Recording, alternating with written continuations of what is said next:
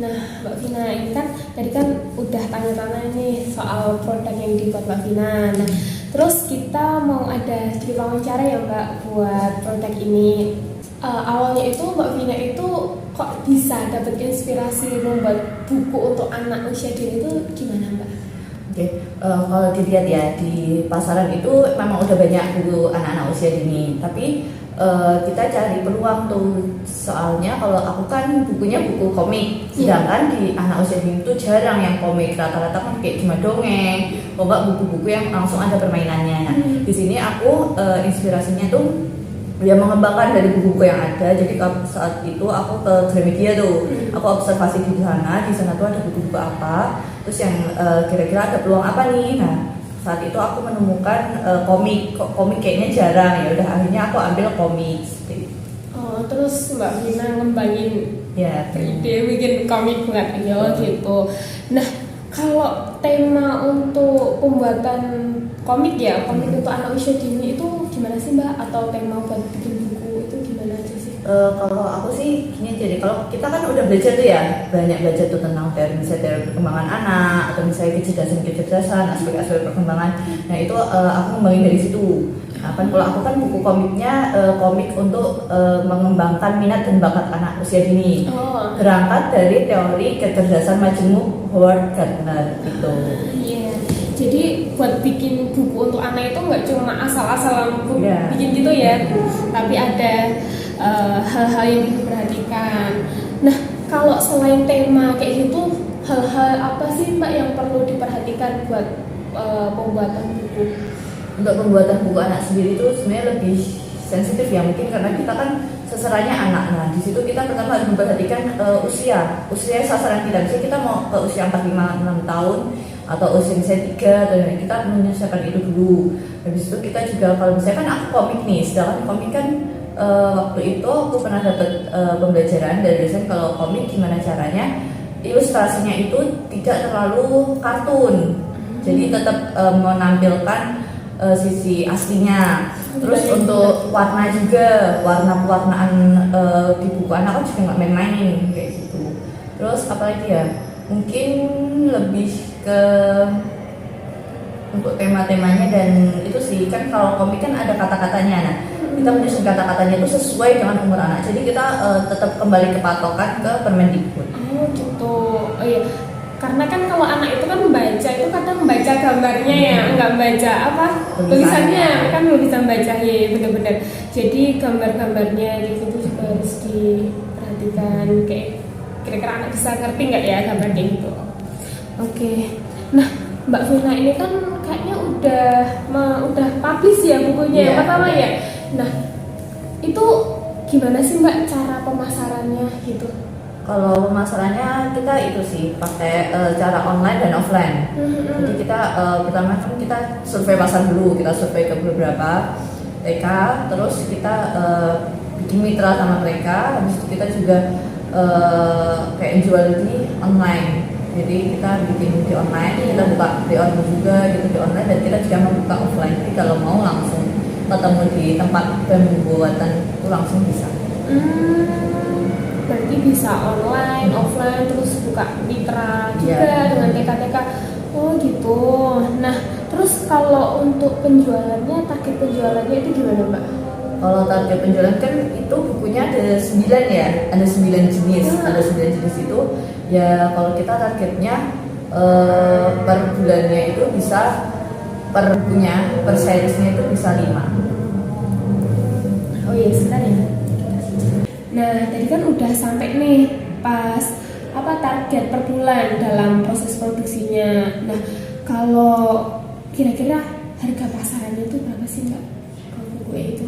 Kalau punya aku kan itu komik ya, komik berwarna, kurang lebih itu ada 20-an halaman, plus ada kayak prototipe alat permainan edukatifnya. Jadi kalau dari aku kita jual 45.000 untuk satu bukunya. Oke. Ya, berarti nggak yang benar-benar mahal gitu ya, jadi bisa dijangkau juga. Nah, kalau kiat-kiat agar bisa membuat karya ini itu bisa maksimal itu apa aja sih Mbak yang perlu ditekankan pada si produsen gitu?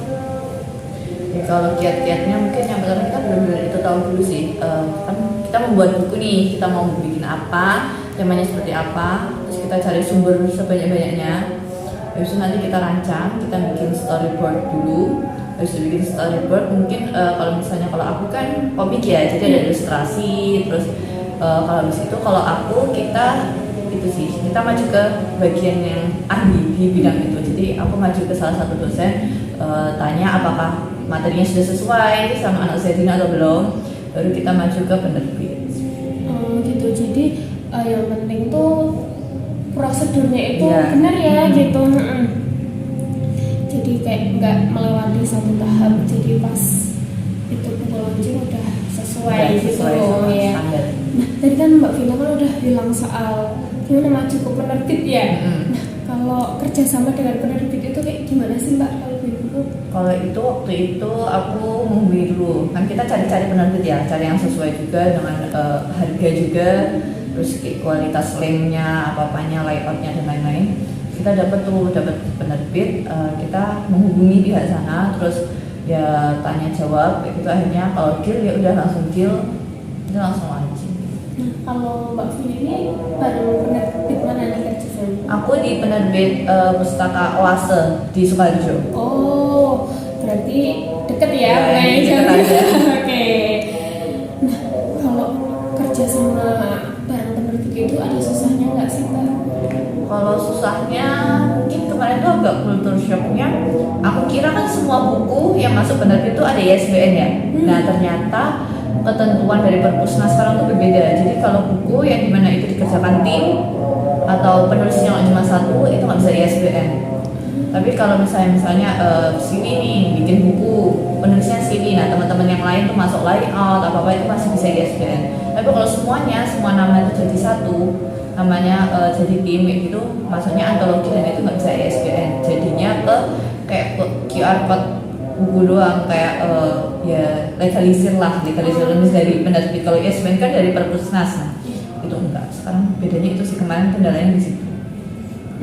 Berarti cukup rumit ya, maksudnya kalau misal satu tim nih pengen jadi ISBN gitu kan, berarti kan nggak bisa. Nah kalau misalnya nih Mbak nih, aku nih bareng teman-teman mau bikin buku nih buat anak gitu.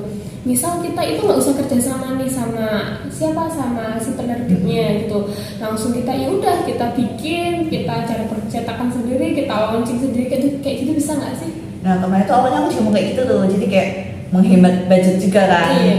Nah tapi sisi negatifnya kalau kita kayak gitu, masyarakat atau pasaran tuh nggak percaya sama produk kita, karena produk kita belum ada kayak resminya dari penerbit ini. Kan kayak itu kan berarti nyetak sendiri ya, kayak biasanya kalau yang percetakan sendiri itu kan berarti untuk kalangan tersendiri.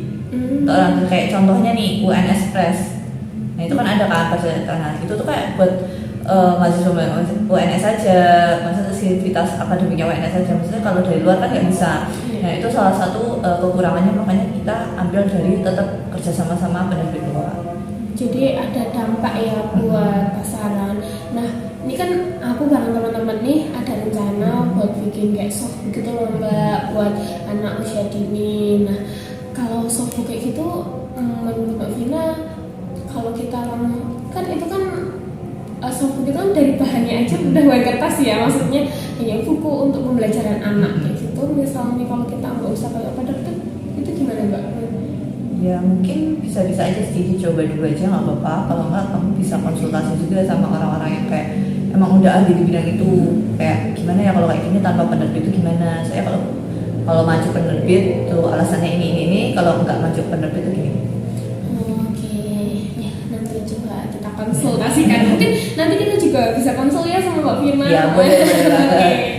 Terima kasih Mbak Vina, itu tadi sedikit wawancara ya dari kelompok kami. Nah terima kasih banyak dan maaf udah ngerepotin. Oke, terima kasih banyak Mbak Vina.